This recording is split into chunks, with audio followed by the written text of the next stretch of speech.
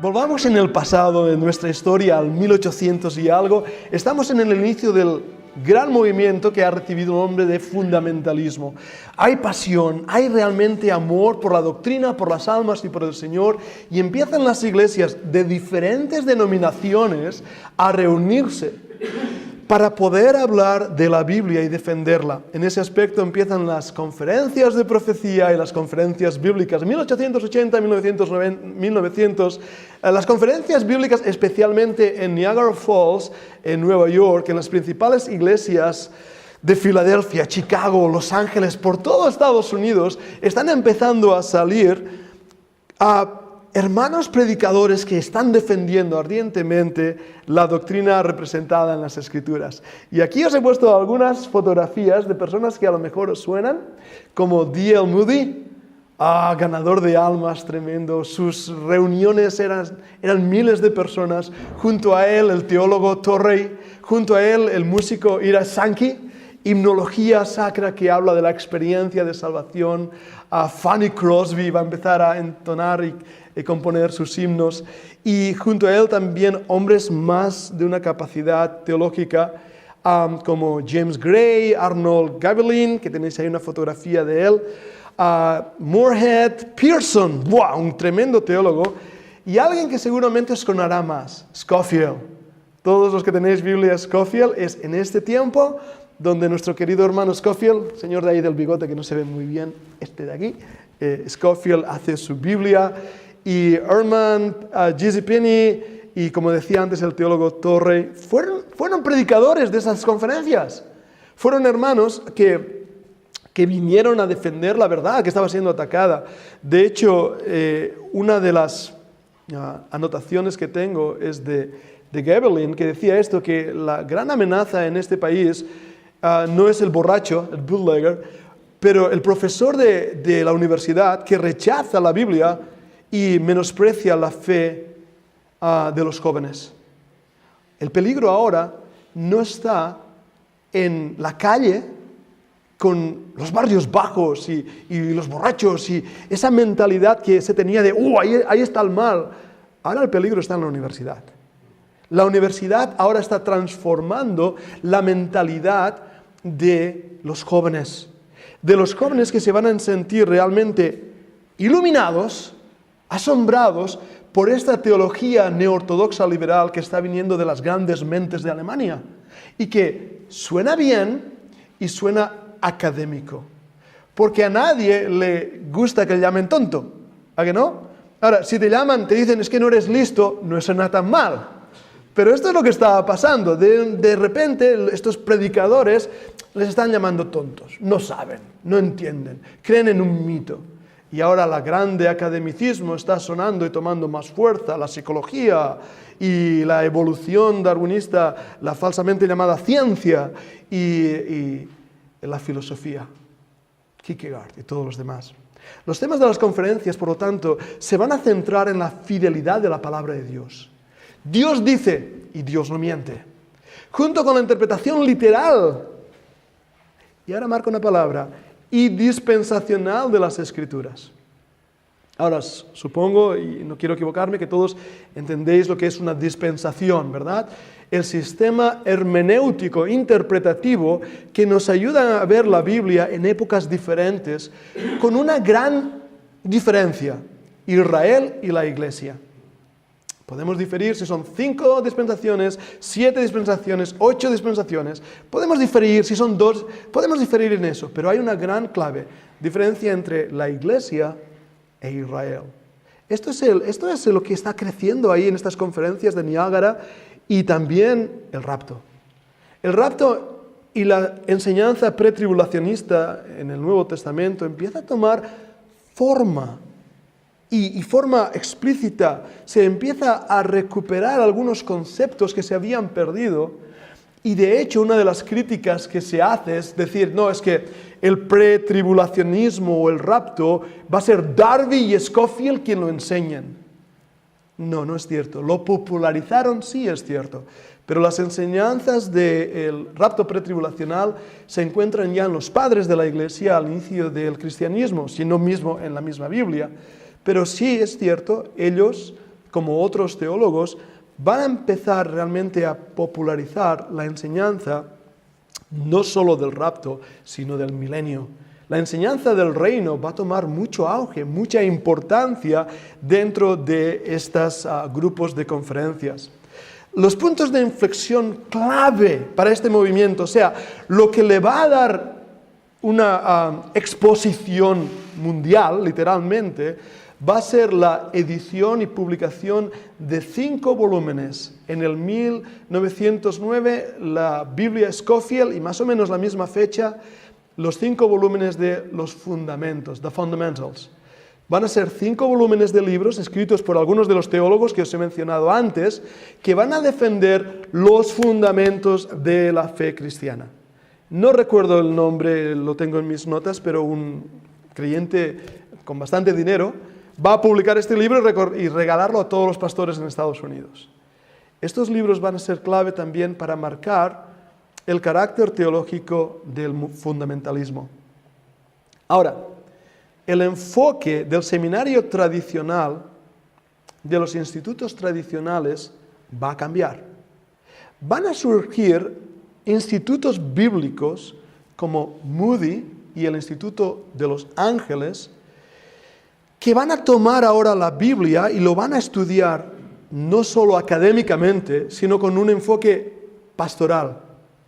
Va a empezar a surgir la importancia de la iglesia local, como ahora veremos. Va a haber un resurgimiento del estudio de la Biblia, del literalismo, el dispensacionalismo, la obra de la iglesia local alcanzando almas.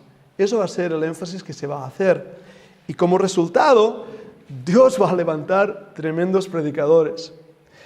De ese movimiento reaccionario llamado fundamentalismo bíblico se produjeron algunos cambios primordiales en el cristianismo conservador del siglo XX. Primero, el evangelismo se convirtió en la obra de todo cristiano. Hasta ese momento, el evangelismo era para una élite, lo que decimos a veces, ¿no? Una diferencia entre el clero y el no clero. Ahora la iglesia local tiene importancia y cada creyente es misionero. Cada creyente tiene que compartir el evangelio. Cada creyente está invitado a predicar. Y empieza a haber un movimiento de algunos predicadores que hoy en día nos llamarían la atención. La fotografía, no sé si reconocéis. Billy Sunday, jugador de béisbol, y realmente muy eufórico en su predicación. Pero, ¿sabéis? Dios va a usar a estos predicadores de una manera extraordinaria. También, en segundo lugar, la difusión misionera en todo el mundo fue una visión que todos los cristianos genuinos aceptaron como normal para la iglesia de Cristo. No solo la predicación aquí, sino yo debo dirigirme hacia el exterior. En estos años empiezan las sociedades misioneras. Hudson Taylor, es que lo menciona él porque es uno de mis misioneros favoritos, va a ir a la China. Pero cuando tú ves su vida, Hudson Taylor tenía relación con Spurgeon, con George Mueller, todos ellos tenían algún tipo de relación o unión y todos ellos se conocían. Había realmente en este primer tiempo un despertamiento de la obra misionera. La iglesia local y el evangelismo mundial empieza realmente a tomar prioridad, porque hay un problema, y está en palabras amarillas ahí, denominacionalismo. Las denominaciones han permitido al error entrar. Y esto está afectando a muchos grupos. Los bautistas. El error ha entrado a las convicciones bautistas y ahora hay pastores que enseñan la verdad y pastores que enseñan el error. Pero lo mismo pasa entre los metodistas, lo mismo pasa entre los congregacionalistas. Cuando hablamos de una denominación, no quiere decir solamente que yo me llamo bautista. Vale, o que somos de asambleas. No. Estamos hablando de juntas donde el dinero de las iglesias van a parar a esas juntas, donde esas juntas sostienen a los misioneros, donde también están pagando sus jubilaciones. Estamos hablando de realmente asociaciones que son casi paraeclesiales. La iglesia local no es el énfasis, sino la asociación. Pero ahí ha entrado el error. Y un grupo de hombres, a partir del 1920, se dan cuenta que las denominaciones se han corrompido. Ahora el error que ellos estaban confrontando está dentro de casa. ¿Y qué tienen que hacer? Dos cosas se producen. Podemos intentar cambiar la denominación y corregir el error, y a ellos le vamos a llamar los puritanos dentro de la denominación, o debemos dejar la denominación y salir porque no hay quien salve este caos. Y van a ser los peregrinos. Y dentro del año 1920 en adelante vamos a ver una fluctuación y una sensación diferente. Algo está pasando, porque ahora si uno dice, yo soy metodista, ¿ah, sí? ¿Qué crees? Yo soy bautista, ¿ah, sí? ¿Qué crees? ¿Qué estaba pasando? Antes decir soy metodista, sabías lo que creía, ¿verdad? Esta es mi corpus theologium, mi cuerpo de teología. Ahora ya no, porque el error se ha infiltrado en la denominación. Así que ahora la coletilla o la etiqueta que añado a mi cristianismo ya no me define como antes. ¿Lo veis la situación? El Nuevo Testamento enseña una clara doctrina del papel de la iglesia local y perdonadme en esto, yo espero no diferir con ninguno de vosotros, yo creo mucho en la iglesia local y creo que la iglesia local es vital en el ejemplo del cuerpo de Cristo. Hay una iglesia universal que sí está ahí, pero la iglesia local, cada uno de nosotros formamos parte de esa iglesia local y Dios levanta hombres dentro de esa iglesia local. Y esto es lo que el movimiento fundamentalista estaba realizando, un papel de motivación. Para ellos está la iglesia local en el centro de todo lo que Dios se complacería en hacer en el siglo XX. O sea, la iglesia local. Empieza a haber ese énfasis que para nosotros, algunos de nosotros es casi normal, pero es que hasta ese momento no lo había habido, porque las denominaciones gobernaban lo que pasaba en las iglesias locales que estaban bajo esa denominación. No hablemos del papado, con el Papa, que gobernaba todo. Ahora la iglesia local empieza a darse cuenta que está formando parte de las grandes batallas dentro de las denominaciones, de los líderes. Algunos hombres muy sinceros intentan cambiar la denominación y no pueden. Así que al final se produce en esos años una peregrinación, voy a usar esa palabra, de hermanos pastores, misioneros, teólogos, que van a dejar las denominaciones para formar parte de la iglesia local. ¿Me seguís hasta ahí?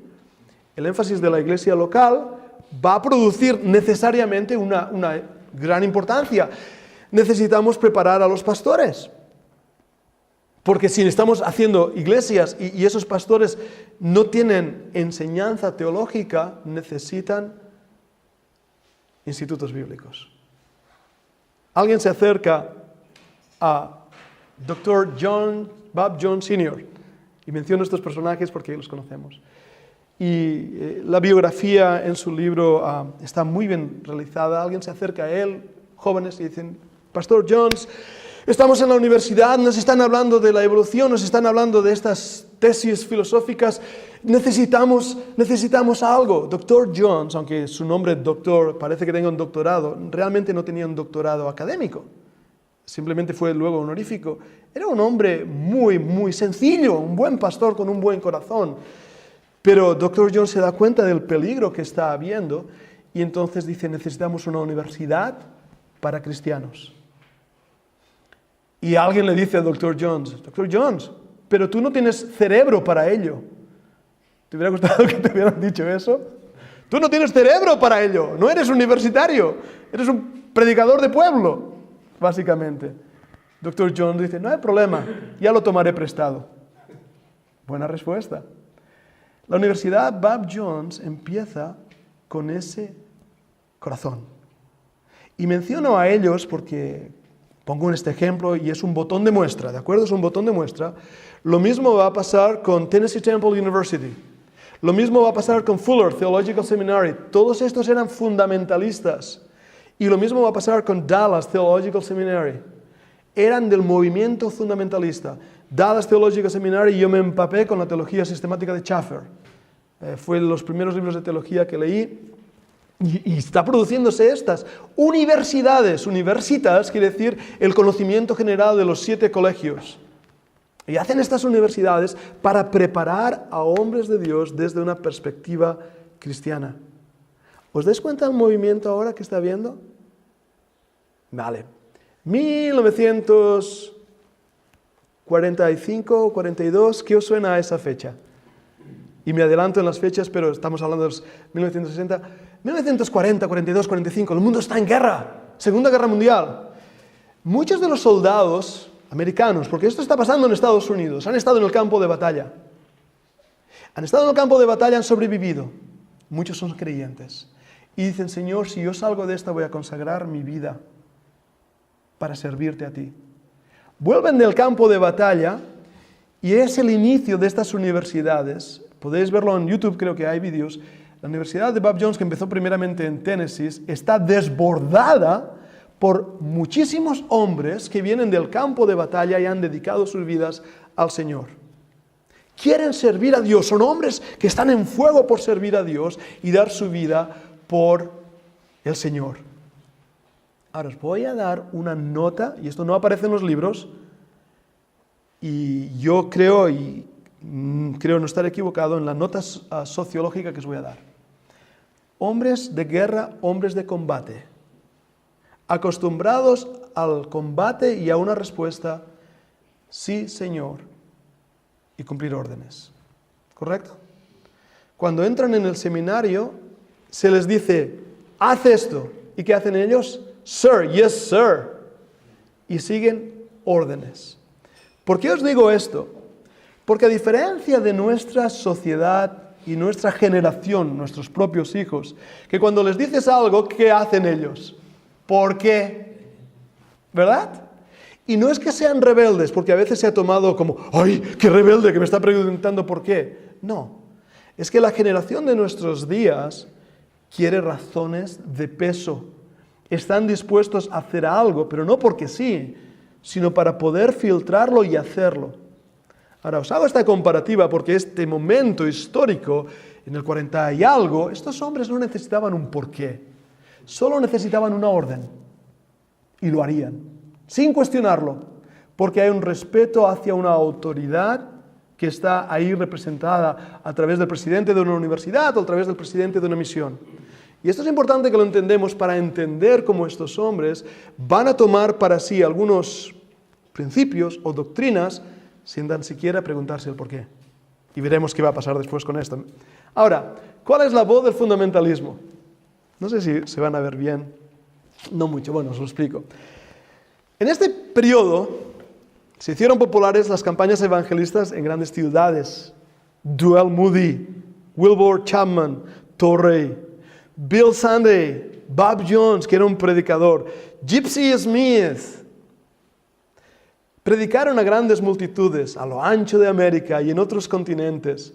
Estos predicadores venían de diferentes trasfondos teológicos con sus propios distintivos doctrinales. ¿Sabéis que Dr. Bob Jones era arminiano? ¿Nos asusta? ¿En serio? Sí, no, Bob Jones nunca fue calvinista. Era arminiano en su contexto. Hablaré más de él después, pero Dr. O. Talmage Spence, wesleyano, también de postura arminiana. Interesante.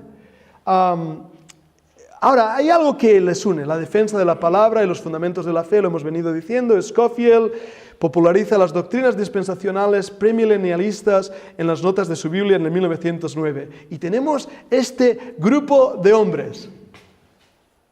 Se ven mal las fotos, pero ¿reconocéis a alguien? ¿Quién puede reconocer a personas ahí? Schaffer. Billy Graham. Antonio Pérez. Una de las cosas que estoy haciendo es, ya seguro lo habéis captado, estamos hablando de América. España no ha salido por ningún sitio. Ya saldrá, no os preocupéis. Pero estamos hablando de que el movimiento fundamentalista empieza en Inglaterra y empieza en Estados Unidos y es algo objetivamente muy localizado en el mundo anglosajón. pero va a tener influencia a todo el mundo a través de estas voces. El primero que tenéis ahí arriba es el Dr. Bob Jones Sr. cuando era jovencito. El que tenéis al otro lado es Billy Graham, que no olvidemos que Billy Graham empezó en el mundo fundamentalista y de hecho recibió un doctorado honorífico de parte de Bob Jones. Así que le tenemos a él. Tenemos también a Schaffer, tenemos también a Bob Jones Jr., que sería el otro jovencito que está por ahí. Tenemos aquí a un hermano que es el que va a hacer el periódico La Espada, que en Sudamérica también lo vais a conocer. Y tenéis al hermano Dr. Lee Robinson de Tennessee Temple, y tenéis a una persona que conocí y aprecio, es el Dr. Ian Paisley, metido también en política en Irlanda, con todo un montón de jaleos. Y el Dr. Bob Jones, el último, el tercero que estaba. Ahora, déjame enseñar más fotos. ¡Más fotos! ¡Más fotos! Presbiteriano, Dr. Cairns, Dr. Monroe Parker, un predicador tremendo, también profesor en Bob Jones. Gresham Machen, escritor de libros, y seguro Moisés te suena, ¿verdad? J. Gresham Machen, un hombre precioso, un libro de hechos. Tengo aquí, esa foto está tomada de ayer, el Dr. Rod Bell, y estaba hablando justamente ayer en un vídeo de que no podemos desconectar nuestro cerebro de nuestro corazón. Y tenemos a dos personas que para muchos de nosotros han sido influentes. Dr. Talmadge Spence, Dr. H.C. Spence, y otro hermano ahí, Curtis Hudson. Bien, voy a hacer esta pregunta. Este es un ejercicio que yo he hecho. ¿Cuántos de ellos conocéis? ¿Conocéis a...? Muchos no los conocéis, Moisés, Kevin, nosotros los que hemos estado en Estados Unidos, alguna vez que han venido. Pero estos son los hermanos que nos han influenciado a nosotros, de alguna manera u otra. Ahora, estos hermanos, y además veis las fotos, ya no son esa primera generación del fundamentalismo que estamos viendo, pertenecen a una segunda hasta tercera generación del fundamentalismo. Pertenecen ya a ese movimiento que ha tomado madurez y presencia tanto en Estados Unidos como alrededor del mundo. Y cuando digo alrededor del mundo, se va a producir algo que, sobre todo motivado por estos hermanos, Dr. Bob Jones, Dr. Paisley, van a decir, oye, tenemos que unirnos, porque estamos ya en todo el mundo. Y van a iniciar lo que se llama el Congreso Mundial de Fundamentalismo. Y ese Congreso Mundial de Fundamentalismo, que como recordáis os hablaba antes de Edimburgo, del Congreso de Edimburgo, se va a repetir también en las Filipinas, con el Dr. Peter Ink. Y ahí viene una conexión directa con nosotros, que luego hablaré, ¿de acuerdo? Pero ahí viene una conexión directa. Ahora, cuando yo veo a estos hombres, cada uno de ellos tiene pros y tiene contras. Cada uno de ellos tiene diferentes backgrounds, diferentes trasfondos teológicos. Y de hecho, con alguno de ellos yo podría estar en bastante desacuerdo hoy, teológicamente hablando. Pero todos ellos tienen en común algo. Ese fundamentalismo que ya es segunda, tercera generación, que ha estado luchando en contra de la neortodoxia. Y estos hermanos han sido fuertes en ello, han tenido sus luchas y han influenciado a muchísimos. Recordad que estamos ya entrando hacia una madurez del movimiento con sus pros y contras. Dejadme avanzar, porque después de este movimiento, de este grupo, empieza lo que en mi opinión es un capítulo triste, pero hay que entenderlo. Es la caída del fundamentalismo. Se ha hablado con pasión del inicio del fundamentalismo, porque me apasiona. Y porque creo que fue un movimiento de Dios que el Señor utilizó. Pero también debo ser muy objetivo al hablar de la caída del fundamentalismo y por qué hoy en día nos encontramos como nos encontramos. Lamentablemente, en medio de todo el crecimiento y toda la actividad del fundamentalismo, la profecía de Hechos 20, 28 al 30, fue generalmente pasada por alto. ¿Qué dice este versículo? También de ustedes mismos se levantarán hombres hablando cosas perversas para alejar a los discípulos. El error fue infravalorado dentro del mismo campamento fundamentalista. Creo sinceramente que lo que terminó con el fundamentalismo es el mismo fundamentalismo. Y me especificaré más. La fuente de la destrucción de este movimiento estuvo presente desde el principio. Aunque los hombres buenos habían pagado un gran precio para salvar a las iglesias de la herejía denominacional, y aunque la iglesia local recuperó su mandato, el hecho es que personas valientes con personalidades fuertes habían dominado este movimiento desde el principio.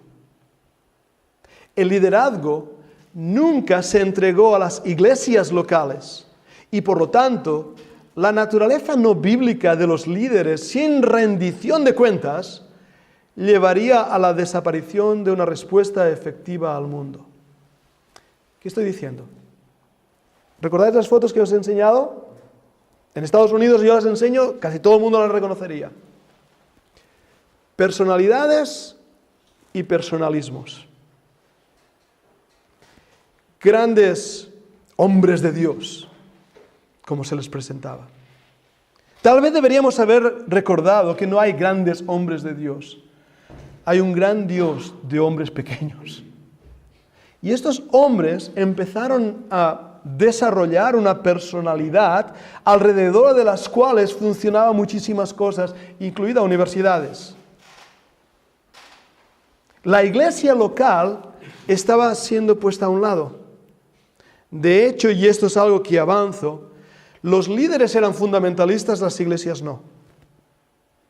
Los líderes tenían las ideas claras en cuanto a qué es mi lucha pero las iglesias estaban siendo puestas a un lado. ¿A qué me refiero? A esta naturaleza paraeclesiástica del movimiento fundamentalista. Sería la debilidad fundamental para llevar a su desaparición como coalición.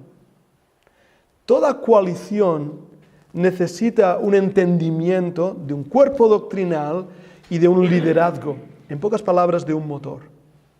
El motor es la iglesia. Justamente en nuestra oración hablábamos con Casimiro, ¿no?, de la importancia de la colaboración entre iglesias similares y al mismo tiempo el respeto de esas iglesias. Pero en el momento en que se produce una asociación paraeclesiástica, hay un problema. Porque la coalición empieza a desglosarse en grupos.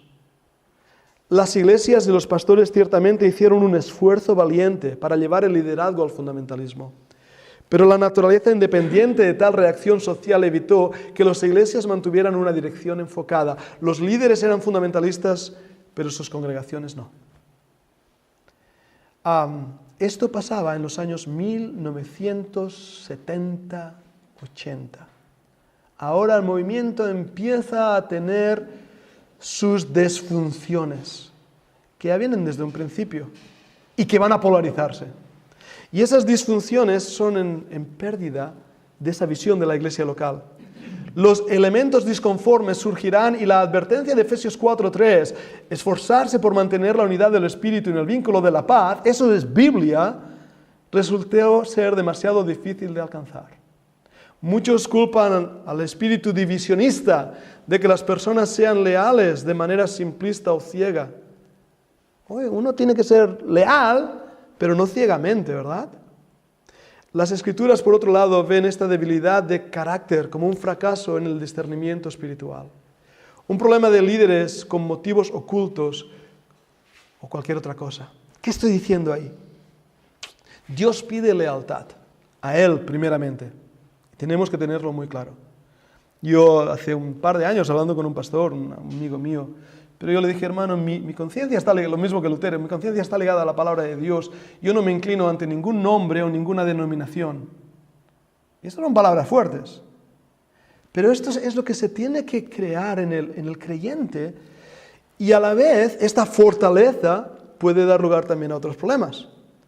Pero hermanos, tenemos que dar cuenta a Dios de nuestros ministerios y de nuestras vidas espirituales, no a un hombre, no a una denominación. Y esto es lo que empezó realmente a darse una tensión dentro del movimiento, porque las cuentas tenían que darse a hombres, o a denominaciones, o a sociedades misioneras, de donde venía todo el dinero. y por lo tanto uno no quería perder la jubilación, ¿verdad? Y no quieres perder las influencias. Así que esa situación paraeclesial va a crear unas posiciones encontronadas. Cuando la iglesia local no logra establecer el ritmo y cuando se considera que la iglesia local no cumple con su mandato, entonces aquellos que creen que pueden hacer por la iglesia o posiblemente guiar o ayudar a la iglesia, mueven el enfoque y el poder del plan revelado por el Espíritu Santo a uno que busca hacer la voluntad del Señor para Él mismo. Ya no es lo que el Señor guía, es lo que yo pienso. Tal cambio conduce a nuevas tácticas, pensamientos independientes, poca responsabilidad genuina, las finanzas como la base del poder corporativo, la presión del grupo de pares y cualquier otra cantidad de otras metodologías mundanas. Todo lo que podamos hacer para conseguir objetivos. ¿Cuántas almas se han salvado bajo tu ministerio? ¿Qué edificios has conseguido? ¿Cuántas personas han venido a tu conferencia? ¿Qué influencia tienes? Todas estas cosas, muy humanas, quitan el poder del Espíritu Santo. Y hay una pérdida del propósito y enfoque que aumenta la confusión. El auge entonces también de otros grupos aparecen. Ahora, una vez más voy a presentar pinceladas en esto porque es para hablarlo. Hemos dicho que la primera generación de fundamentalismo va a luchar contra la neortodoxia. Recordad que el pecado es un organismo vivo que crece, se multiplica, se transforma. En estos años, el modernismo teológico ha sido apaleado. El fundamentalismo tuvo una victoria tremenda contra el liberalismo neortodoxo. Venció la batalla. Pero hay un problema. Hay nuevos enemigos en el campo de batalla. Y algunos de estos que os he enseñado antes, de estas fotografías, continúan golpeando, como dicen en inglés, a un perro muerto. Continúan hablando del modernismo y de la neortodoxia y de Karl Barth, pero el enemigo está ahí. Y ahora el enemigo no se llama neortodoxia, el enemigo se llama neopentecostalismo o pentecostalismo. Es algo que no va a surgir hasta estos años. Va a empezar en la calle Azusa, en Los Ángeles, el hablar en lenguas, el carisma, el don. Junto a eso están apareciendo otras cosas y algo muy, muy extraño que sale del propio campo fundamentalismo. Le van a dar un nombre. De hecho, va a ser Harold Ockenga que le va a dar ese nombre. Le va a llamar el nuevo evangelicalismo. ¡Wow! ¿Esto qué es? Bueno, no podemos entender el fundamentalismo sin recordar que el fundamentalismo viene del evangelicalismo, de las iglesias evangélicas. Se convierte en fundamentalismo, y si tú no eras fundamentalista, eras modernista. Hay esa bipolarización en estos años, pero ahora ya el fundamentalismo ha perdido mucho de su esencia y tiene problemas. Y algunos hombres, dentro del fundamentalismo, entre ellos Harold Ockenga, Edward Carnell, Carl F.H. Henry, muerto en el 2003, y Billy Graham, van a presentar la doctrina fundamental, pero ahora van a introducir una nueva manera de hacer las cosas, una nueva manera de entender la vida cristiana y la santidad, y sobre todo mi confrontación con el enemigo. Ellos van a decir, es que no podemos atacar al enemigo, tenemos que dialogar con él. Y en ese dialogar con el enemigo, los estándares sociales de santidad, de manera de ver la vida cristiana, van a bajar para que no se ofenda el mundo. Ahora, esto que estoy diciendo, y tengo ahí más cosas apuntadas sobre el neoevangelicalismo, sería para otro estudio, todo esto, y lo estoy simplificando muchísimo, de verdad lo estoy simplificando muchísimo. Pero va a dar lugar a este movimiento llamado neoevangelicalismo, que no es un insulto. Recuerdo una vez mis hijos hablando a unos niños hablando que uno le llamó al otro neoevangélico para insultarle. Dijo, ¿eres un neoevangélico? No es un insulto, es una posición de vida cristiana y de metodología. Cómo hablo a las almas, cómo presento el evangelio. Y lo hacen también porque el fundamentalismo histórico como movimiento tiene un problema grande. Se ha desconectado de la generación en la que está viviendo. Todavía tiene en mente aquellos años de avivamiento espiritual, de las grandes conferencias de Niagara Falls y de esas verdades bíblicas. Y ahora el mundo va de mal en peor, es lo que dice la Biblia. La sociedad ha cambiado.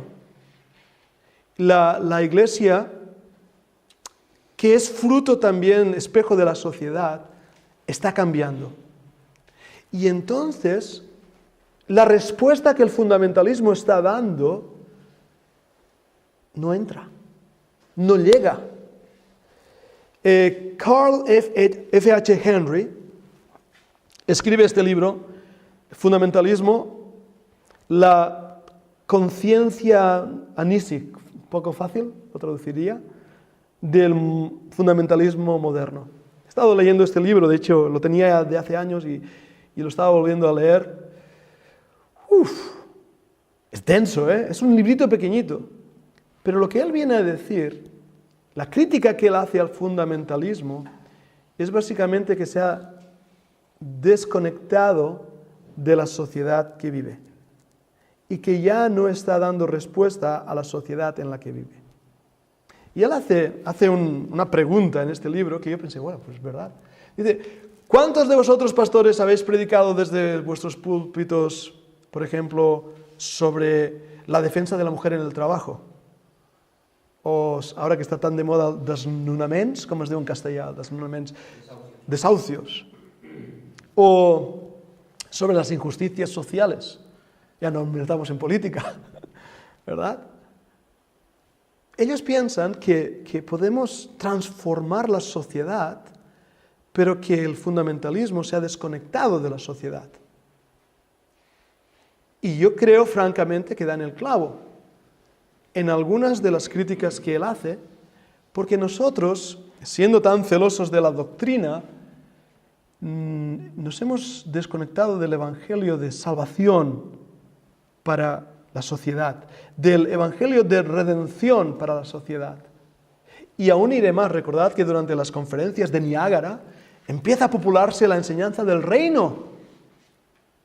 Pero ahora van a haber diferentes interpretaciones del reino, sobre todo por el grupo de reformados que no creen en un reino literal, que más bien creen, como Agustín de Hipona, en la ciudad de Dios, y que hay que transformar la sociedad para que así vuelva el Mesías. Así que vamos a cambiar la sociedad.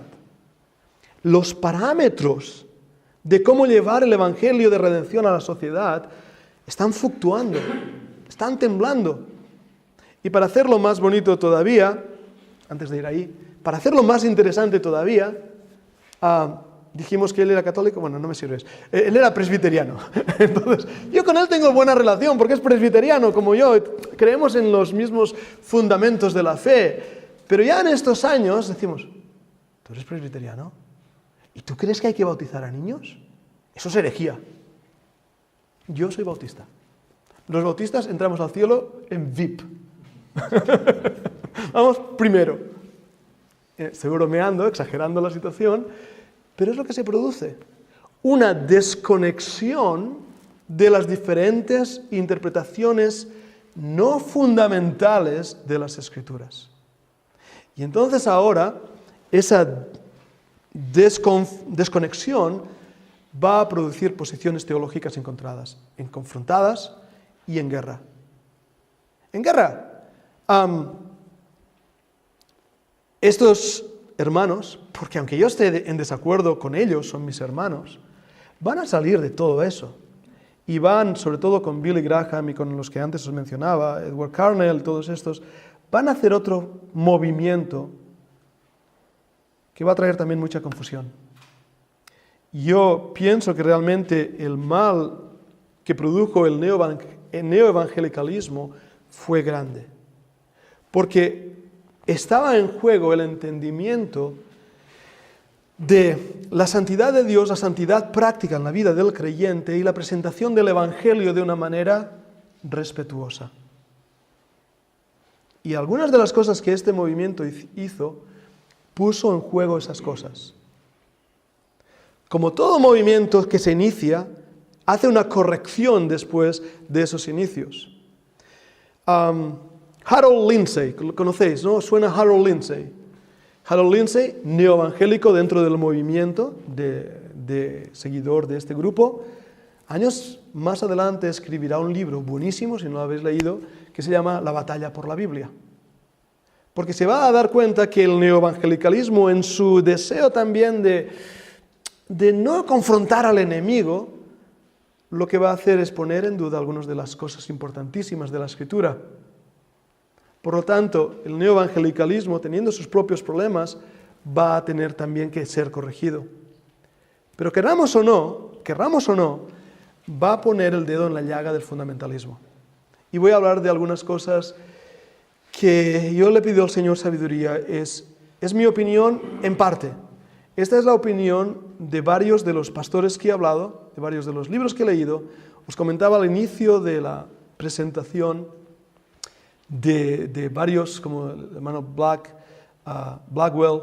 O sea, no es algo que estoy diciendo porque estoy diciendo, es lo que intento decir. Sino que la presentación que os doy ahora es por qué el fundamentalismo dejó de ser el movimiento extraordinario que era. Uno de ellos es porque no se dio cuenta que la batalla había cambiado. Y en vez de realmente luchar contra el verdadero enemigo, empezó a hacer énfasis no necesarios o a luchar entre ellos. Y voy a algunas cosas. Los abusos del legalismo dentro del fundamentalismo hicieron que aquello que eran convicciones personales se convirtieran en posturas doctrinales, que producirían ataques y desacuerdos. Y he puesto un ejemplo que os vais a reír, pero que esto ha armado más problema en nuestras propias iglesias que otra cosa. Pantalones de la mujer cristiana, por ejemplo. Ahora, ¿es esto una doctrina? No. Es una convicción personal. Yo he escrito un libro, lo tenéis ahí, La modestia. Buen libro, podéis leerlo. Bien, hay opiniones. Ir al cine, yo me acuerdo, ¿verdad? Son ejemplos, ¿eh? Pecado. Está bien, pero tienes una televisión en casa de 50 pulgadas y te ves ahí todo lo que tú quieres y más. Entonces, hermano, ahora te cojo a ti, pobre, y Manuel, te voy a coger aquí. Hermano, que él lleva pantalones. ¿Permites que llevas pantalones en tu ministerio? ¡Qué malo! Y empiezo a atacar su vida, su ministerio, su familia, por una convicción personal, pero que yo he convertido en doctrina. Ahora, pongo este ejemplo porque es el más sencillo, pero como la lista es larga. Entonces, si hay un hermano que está enseñando que la salvación se pierde, está enseñando el rapto parcial, está enseñando que la santificación es una segunda obra de gracia, está enseñando casi cosas sectarias, no pasa nada, puedes usar mi púlpito. Pero si tú permites, por decir algo, ¿no? El vino, otra gran discusión, no te invito a predicar porque tú estás bebiendo vino. Eso es lo que estaba pasando dentro del movimiento fundamentalista en los últimos años. Que convicciones personales se habían convertido en doctrina. Y doctrinas que realmente eran importantes para mí, la seguridad eterna del creyente es vital, pero hemos tenido en nuestras iglesias gente que enseña que la salvación se puede perder. Nos hemos quedado tan panchos. Pero esto es lo que estaba pasando y estaba minando el movimiento como un movimiento. Y la polarización, porque los wesleyanos, que creen en la santificación como segunda obra de gracia, John Wesley, van a empujar esa santificación al punto de que si tú no crees en ella, tú eres un hereje y te apartan. Esto empieza a destrozar lo que antes era hermoso. Pero bueno, en segundo lugar, Y ya digo que esto es muy triste lo que estoy diciendo, pero necesito tratarlo en la historia del fundamentalismo. Un evangelismo superficial, ganar almas. Me paro ahí un momento. El único ganador de almas es Dios mismo. Es el único que gana las almas. Él las compró con la sangre de su Hijo amado, el Señor Jesucristo. Pero ganar almas se convirtió en el énfasis de las iglesias y misioneros, pero se utilizó una metodología de marketing carente de profundidad espiritual y teológica. Al mismo tiempo y contradictoriamente, una falta de amor genuino hacia los pecadores, a quienes se les exigía que fueran santos antes de que fueran salvos. Y me paro ahí para entenderlo. He puesto una fotografía de la espada del Espíritu, yo tengo en casa de años a John Rice, gran evangelista. Pero alguna de la metodología que empezó a usarse en estos años era paupérrima. ¿Entendés la palabra paupérrima? Es que además suena bonita. Pobre, mísera, paupérrima. ¿Habéis oído de cómo ponían un billete de $50 en un banco para llenar la iglesia a ver quién encontraba el billete? Metodología de marketing. Y lo que me asombra es que a la vez falta de amor por las almas. Falta de amor. Una de las acusaciones que dieron a Cristo era cierta. ¿Sabes que le acusaron de varias cosas? Solo una fue cierta. Él era amigo de pecadores. Es cierto. Pero nosotros, fundamentalistas, vemos al mundo y pensamos, qué malo es lo que están haciendo. Y no tenemos piedad y compasión por aquellos que están muertos sin Cristo y sin esperanza, como nosotros estuvimos antes de conocer a Cristo. Falta de amor por las almas perdidas, falta de compasión. Por otro lado, ¿cómo presentar el Evangelio? Vimos las grandes campañas evangelísticas de Moody, y de Torrey, y de Spurgeon. Ahora, de una manera barata. Barata. Con los 5 pasos de Romanos. No, escucha, yo te llevo por los 5 pasos de Romanos. ¿Verdad? Esto, cada uno delante del Señor y en nuestros ministerios, tenemos que tener una manera clara. Yo estuve en Nueva York, sabéis que yo soy misionero, yo visito iglesias, presento nuestro ministerio. Y estuvimos en una iglesia en Nueva York, el pastor me lleva a comer, como siempre hacen, nos alimentan bien, es muy divertido, empezamos a hablar, y me dice, yo no sostengo a nadie que no sea capaz de ganar 3 o 4 almas al día. Digo, ¿qué le hubieras dicho, no? O sea, casi me dio ganas de coger el plato y hacer en la cabeza.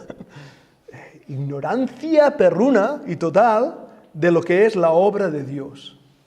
Y la necesidad de engrandecer las cartas misioneras para contar cosas que realmente no están ocurriendo. ¿Cuántos has bautizado al año? ¡Wow! 30. ¿Dónde están? No, se fueron. No los has bautizado, los has pasado por agua. Pero no están bautizados. Eso no es ganar almas. Y yo creo que es muy fácil llenar una sala con personas. Es muy fácil. De verdad, os lo digo. No, es muy fácil. Trae a algún personaje interesante, que sea popular, que firme autógrafos. Y perdonadme porque ahora tenemos las corales y no quiero decir nada impropio, pero haz un concierto de música para que todo el mundo venga a escuchar el Evangelio. Es muy fácil. Pero presentar el Evangelio no es tan fácil.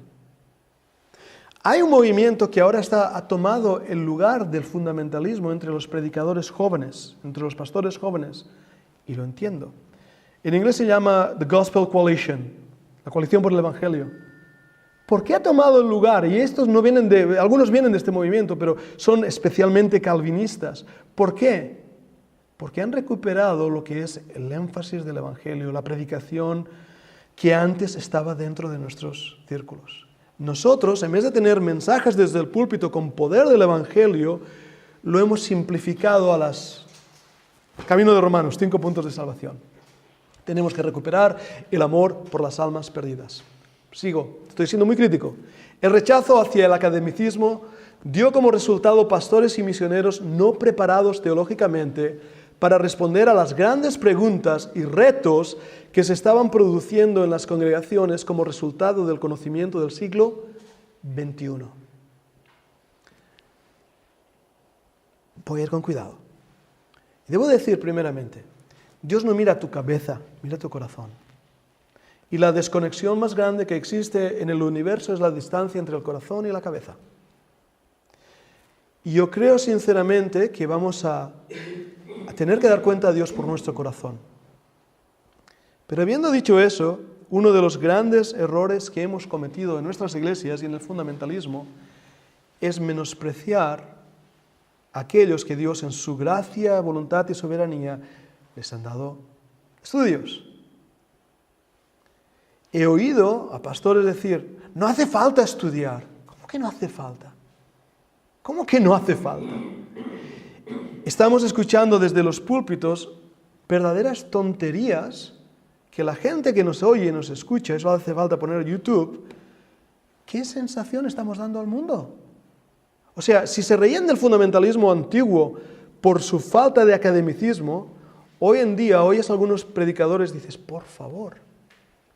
Entonces, ¿quiere decir eso que todos tenemos que ir a la universidad y que para ser pastor hay que ir a la universidad? No. Yo creo que el pastorado es un don del Espíritu Santo y creo que el Espíritu Santo da ese don. Pero debemos prepararnos para dar respuesta de nuestra fe. Y lo que ha pasado dentro de nuestro círculo, y ahora voy a ser piquismiquis, más con Sudamérica, donde se ha levantado un movimiento de ganar almas, sin tener respuestas teológicas. ¿Y qué es lo que está pasando? Porque esto me ha pasado a mí en la Fundación Bíblica, de jóvenes que vienen con preguntas importantes y con dudas importantes. Y no basta decirles que yo soy el pastor. No, porque te van a preguntar ¿por qué? Y ese por qué, dice la Biblia que tenemos que dar respuesta de nuestra fe con mansedumbre a aquellos que nos preguntan. Y tenemos que estar preparados para esas preguntas y poder explicar el por qué. No porque nuestros jóvenes sean rebeldes o nuestros pastores jóvenes sean rebeldes. Es que ya no vale como aquellos hombres, que antes os decía que es una observación sociocultural, casi psicológica, estaban obedientes. Estaban acostumbrados a decir, sí señor, yes sir, me envías al campo de batalla y yo no me lo cuestiono, no me lo pregunto. Ahora se lo preguntan, vale, voy a ir al campo de batalla, pero ¿por qué? Entonces, eso es otro de los grandes daños. Otra cosa, estoy siendo muy crítico, pero esto fue lo que dio lugar a la destrucción del movimiento y a su espíritu. Personalidades y personalismos produjeron luchas internas y separaciones donde nunca debían haberlas habido. El deseo de algunos de tomar protagonismo, aún fuera de sus iglesias locales, y la competencia entre ministerios y hombres terminó por separar a los que deberían haber estado unidos. ¿Qué es cierto? Bob Jones, Pensacola. Ahora son amigos, no os preocupéis. Por decir algo, lugares que nosotros conocemos. Pero competencia entre iglesias, entre ministerios. A ver quién tiene la obra más grande, más influencia, más autocares. La escuela dominical mayor. ¿A quién estamos intentando impresionar? Pero esto es lo que dañó. ¿Quién va a mandar? ¿Quién va a ser el director del campamento? Por poner ejemplos. ¿Quién va a ser el director del instituto bíblico? Yo tengo un instituto bíblico, si tú tienes otro, ¿vamos a competir? ¿Qué estamos haciendo? Recordad el versículo, el vínculo, la paz, la unidad del Espíritu se estaba rompiendo. Avanzo. El fundamentalismo y nosotros. Ahora, no he puesto diapositivas y ahí me he quedado, pero dejadme pensar en esto. Hemos visto el movimiento, cómo se inicia, lo apasionado que era, lo tremendo que era, las grandes batallas. Hemos visto esas personalidades importantísimos de los años 50, 60, 70, 80, Dr. Bob Jones, Dr. Spence. Pensemos en un momento que esos hombres que a mí me influenciaron, sin duda alguna, algunos de vosotros ni los conocisteis. Los pastores jóvenes que ahora están en nuestras iglesias nunca estuvieron bajo una de las predicaciones de estos hombres, nunca escucharon a estos hombres. Lo único que han visto del fundamentalismo aquí nosotros es lo que nosotros le hemos presentado. ¿Y cómo llegó? Ayudadme en esto porque voy a hacer un ejercicio de memoria. Yo pensaba, ¿cómo llegó a nosotros el fundamentalismo en Sardañola? Cuando yo me convertí, con aquellos años, recuerdo a la señora Blanca, Milton Portugal, nuestro pastor, venían de Uruguay, de Templo Calvario, un instituto fundado por un fundamentalista, Devil, creo que se pronunciaba su nombre, y recordaba eso, pero nuestra iglesia nunca se mencionó como fundamentalista. Valle Brón, en sus primeros inicios, hermano Robinson, Martín, Kregel, ¿verdad? Aquellos años. De repente Martín va al Congreso de Manila y ahí escucha a Peter Ink y escucha a estos hermanos fundamentalistas y vuelve realmente con pasión por eso que había visto y por el entendimiento de la lucha del fundamentalismo histórico.